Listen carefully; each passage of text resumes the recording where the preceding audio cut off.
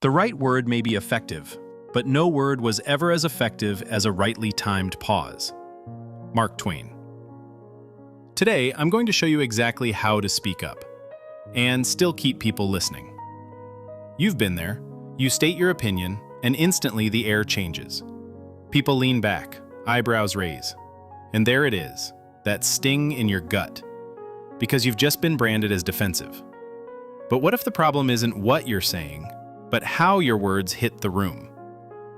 Speaking up is an art form. Every word carries weight. Every tone sends a signal. And if you don't control that signal, someone else will decide what it means. The first weapon in your arsenal is silence. That pause before you speak isn't weakness, it's control. Take a breath. Let the tension settle. That split second shifts you from reacting to responding. Defensiveness lives in the word you. You always. You never. These are triggers. Strip them out.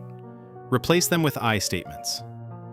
Instead of, "You're not listening to me," try, "I feel unheard right now."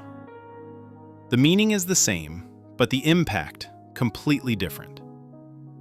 Volume and pace are silent weapons. The higher your voice, the higher the walls people build. Speak slower, softer. Make them lean in. This isn't submission, it's strategy.